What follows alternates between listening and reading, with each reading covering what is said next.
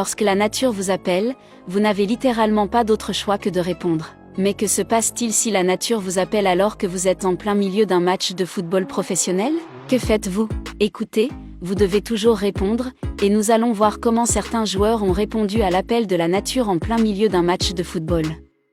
Voici 6 footballeurs qui ont dû aller aux toilettes au milieu d'un match. Numéro 1, Sergio Ramos. Il a posté une photo de Ronaldo et lui avec la légende, l'appel de la nature, sortir et rentrer. Espérons qu'il n'a pas oublié de se laver les mains pendant qu'il se dépêchait de retourner sur le terrain. Il s'est évidemment lavé les mains, ce n'est pas savage, mais si le fait que Ramos se lave les mains vous dérange, alors vous n'êtes probablement pas prêt pour la suite.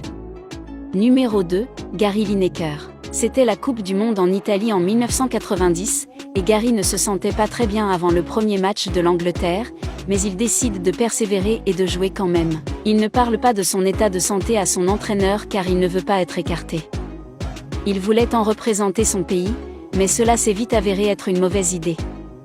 20 minutes après le début du match, il a commencé à avoir des crampes, mais il a réussi à tenir jusqu'à la mi-temps et il pensait vraiment que tout irait bien à partir de là.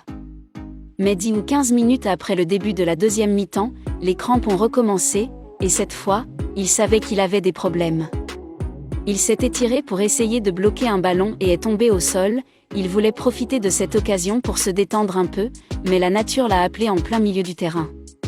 Son coéquipier, Gary Stevens, est allé le voir pour lui demander ce qui n'allait pas et Gary lui a répondu qu'il venait de se chier dessus. Il se traînait sur le terrain en essayant de s'essuyer sur la pelouse. Il s'est également essuyé les mains sur l'herbe et a essayé de continuer à jouer, mais la puanteur était si forte qu'il a fallu le faire sortir.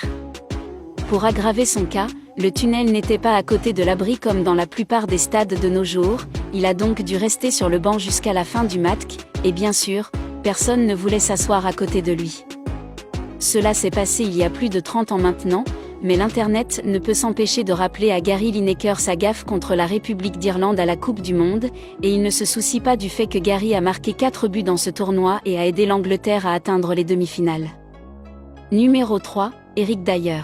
En 2020, Eric Dyer a quitté le terrain en trottinant pendant la deuxième mi-temps d'un match de EFL Cup contre Chelsea, et vu que les Spurs étaient menés d'un but à ce moment-là, son manager de l'époque, José Mourinho, ne l'a pas supporté. Il l'a suivi dans le tunnel pour essayer de le faire revenir sur le terrain, mais il n'y a rien que l'on puisse faire quand la nature nous appelle. Quoi qu'il en soit, Dyer est sorti et rentré en un instant pour aider son équipe à remporter le match au tir au but après l'égalisation de Lamela à la 83e minute. Dyer a été nommé homme du match après la rencontre, mais il a tenu à remettre le prix au véritable homme du match, les toilettes. Et d'ailleurs, Gary Lineker a saisi cette occasion pour se moquer de lui-même avant que quelqu'un n'essaie de le faire pour lui. Les joueurs ne sont plus sur le terrain. Qu'est-ce qui ne va pas chez eux? A-t-il déclaré en plaisantant dans un tweet. Numéro 4, Jens Lehmann. Les joueurs de champ semblent avoir le luxe de pouvoir sortir du terrain pour se soulager, puis de revenir en courant sans perturber le jeu, mais en tant que gardien de but, ce n'est pas possible. Soit vous êtes remplacé, soit le match est interrompu pour vous, et nous n'avons encore jamais vu cette dernière solution.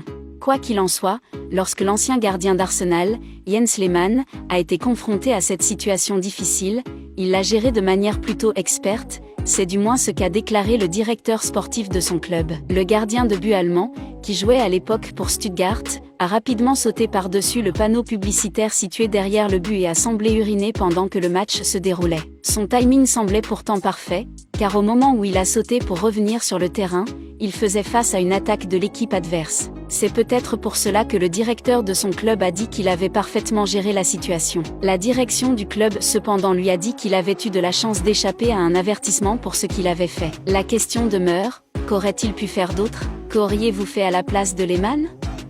Numéro 5, Ronaldo Nazario. Dans la fleur de l'âge, Ronaldo était le meilleur joueur de la planète et l'attaquant le plus meurtrier que le monde ait jamais vu. Le garçon pouvait tout faire avec le ballon et personne ne pouvait l'arrêter, et il l'a prouvé une fois de plus lors d'un match de football olympique entre le Brésil et la Hongrie. Les Européens venaient d'égaliser, et pendant qu'ils célébraient, Ronaldo s'est emparé du ballon, s'est assis au milieu du terrain et a commencé à pisser, en utilisant le ballon comme couverture. Quand nous disons qu'il pouvait faire ce qu'il voulait avec le ballon et que personne ne pouvait l'arrêter, ça inclut aussi cela. Les caméras l'ont filmé et il a ensuite été interrogé à ce sujet lors de la conférence d'après-match, et le joueur n'a même pas nié. Mais qu'alliez-vous faire, c'est Ronaldo. Numéro 6, Robbie Savage. De toutes les entrées de la liste d'aujourd'hui, celle-ci est la plus chère.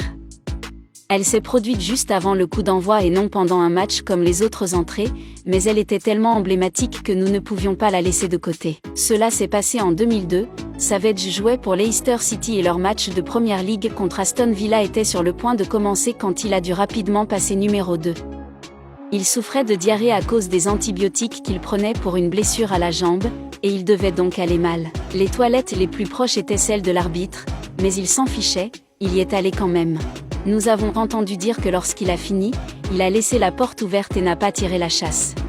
Graham Poll, l'arbitre central de ce match, a donc dénoncé Savage à la FA, qui a infligé une amende de 10 000 livres à l'ancien joueur de Leicester. Honnêtement, pour ne pas avoir tiré la chasse d'eau, Robbie Savage méritait sûrement cette amende, mais après avoir révélé dans son autobiographie de 2010 qu'il ne s'était pas non plus lavé les mains après cette visite aux toilettes, il mérite sûrement une autre amende. Avez-vous déjà eu besoin d'aller aux toilettes au milieu d'un événement très sérieux ou à durée limitée, comme un examen ou un entretien d'embauche ? Qu'est-ce que vous avez fait ? Que s'est-il passé ? Partagez votre histoire avec nous dans les commentaires. Comme vous le savez, il s'agit d'un espace sécurisé.